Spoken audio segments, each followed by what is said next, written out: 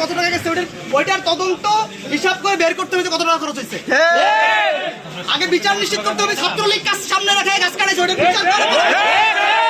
আমরা এখানে আমি একটা কথা বলতে চাই যে এখানে আসলে চারুকলা ভবন হবে না কি ভবন হবে সেটা আমাদের দেখার বিষয় না। আমরা কোনো ভবনের মানে চারুকলা ভবন বা কোনো ডিপার্টমেন্টের বিপক্ষে না, বিপক্ষে হচ্ছে আমাদের আবাসিক এলাকায় যাতে একাডেমি ভবন না হয়, এখানে যাতে কোলাহল না হয়। আমরা অলরেডি জানি অলরেডি একটা মাঠের কাজ চলতেছে এখানে সালামবাগ হলের সামনে, এমনিতেই কোলাহল বেশি, মাঠ হইলে আরো কোলাহল হবে।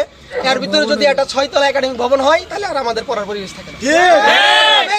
কোনোভাবেই সেই ভবন হইতে দিব না। প্রশাসন যদি সিদ্ধান্ত দেয় এর বিরুদ্ধে আমরা কঠিন কর্মসূচি ঘোষণা করি।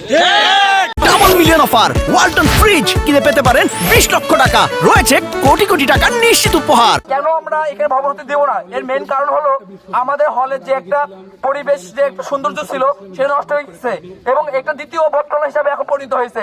এটা আমরা কখনো হতে দেবো না। একটা আবাসিক হলের পরিবেশ হবে শান্ত, সুষ্ঠু, সুন্দর পরিবেশ হবে, এটা আমাদের কাম্য।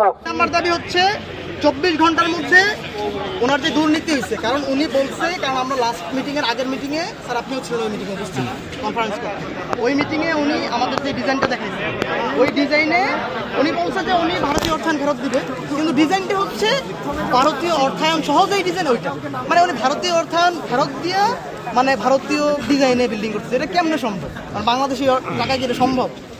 যৌক্তিক? এটা যৌক্তিক না স্যার। স্যার উনি যে হচ্ছে বেসমেন্ট করছে বলছে 60% বেসমেন্ট করছে, ওইখানে 13 কোটি টাকা। আমাদের দাবি, আমরা মনে করছি যে ওইখানে এত টাকা খরচ হয় নাই। অনতিবিলম্বে আমরা বলতেছি যে এটা একটা দুর্নীতি, 24 ঘন্টার মধ্যে এই দুর্নীতির জন্য তদন্ত কমিটি করতে হবে। আমাদের 4 নম্বর দাবি হচ্ছে চারুকলা বিভাগের জন্য, ফ্যাকাল্টির জন্য কিংবা ইনস্টিটিউটের জন্য যেটাই হোক নতুন ভবনের জন্য নতুন জায়গা নির্ধারণ করতে হবে।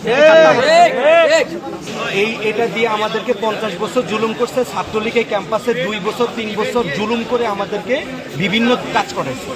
এখন স্যার এই বিল্ডিং টাকা দিয়ে যখন এটা বিল্ডিং করবে পরবর্তীতে দেখা যাবে যে এরা বলবে ভারতের টাকা এই বিল্ডিং হয়েছে, তোমরা কিভাবে ভারতের বিরোধিতা করো, এটা বলে বলে আমাদের সবাইকে ভারতের দাস বানাবে।